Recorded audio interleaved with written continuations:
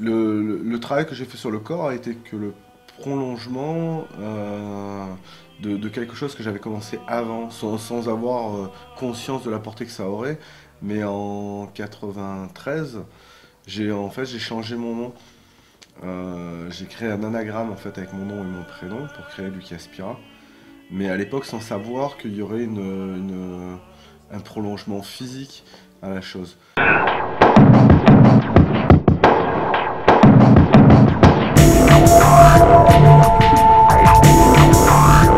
Pour moi, ça me semblait juste évident qu'il y avait quelque chose qu'il fallait qu'il change. Il fallait qu'il y ait une rupture par rapport à l'entité biologique que j'étais.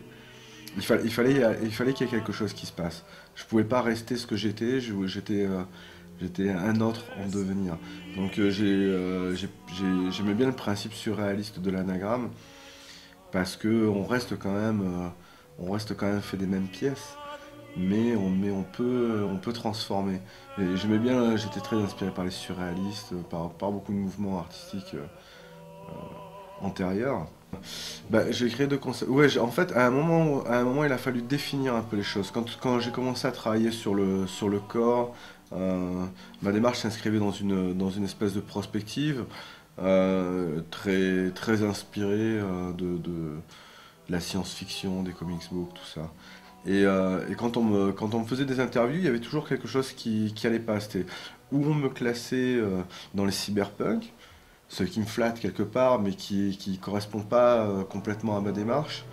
Euh, ou alors on me renvoyait sur le moderne primitif par rapport au corps, et qui est aussi, qui peut être aussi flatteur par certains côtés, mais qui correspondait encore pas, parce que bon, j'ai jamais fait un travail anthropologique par rapport par rapport à ce que je fais sur moi ou avec les autres.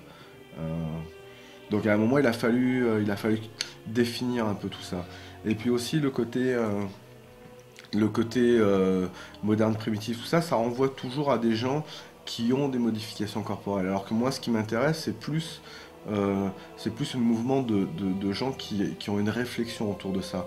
Après, il y a il y a une- il y a des gens qui vont aller comme moi dans une démarche visible, mais il y a des gens qui vont avoir une démarche plus intérieure, de recherche pure, plus philosophique, enfin, qui se place sur d'autres niveaux. Donc je trouvais que tout ce qui existait enfermait un petit peu dans un carcan. Et j'ai créé ce qu'on appelle le body activisme, ce que j'ai appelé le body activisme, qui regroupe toute une mouvance de gens qui travaillent sur une prospective à travers le corps.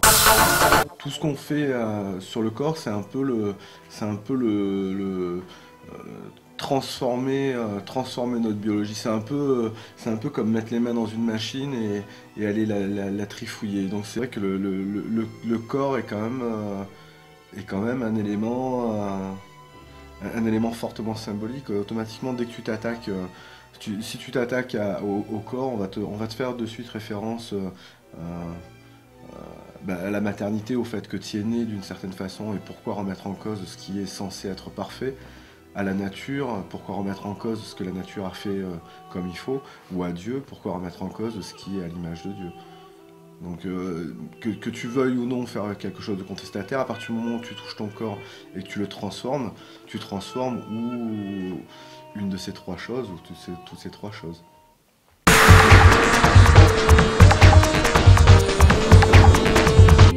Est-ce que l'esprit est une fonction du corps, comme le voudrait Nietzsche par exemple, ou est-ce que l'esprit est quelque chose de séparé du corps, lié à l'âme, comme le voudraient les concepts judéo-chrétiens. Donc tout ce qui se rapportait au corps, au barré R, c'était une tentative de fusion de tout ça et d'essayer de créer à travers ça un seul et même élément complètement interactif. Cette notion de corps, en fait, elle est venue en premier, c'est quand j'ai commencé à m'intéresser à tout ce qui était philosophique lié au corps. C'est vrai que le gros questionnement Moi, le fait de travailler sur le corps ne veut pas dire que je travaille uniquement sur le corps, c'est une recherche globale qui lie à la fois le corps et l'esprit dans cette recherche. Pour moi, tout ça, c'est une seule chaîne moléculaire. Et c'est un seul élément tu agis d'un côté, tu agis de l'autre. Et ouais, il y a pas de séparation, il y a pas de séparation fondamentale entre l'un et l'autre. À partir du moment où tu entreprends une démarche poussée sur ton corps, tu automatiquement transformes ton esprit. Et à partir du moment où tu transformes ton esprit, évidemment, ça va t'amener à changer quelque chose physiquement. En tout cas, c'est la démarche que j'ai engagée.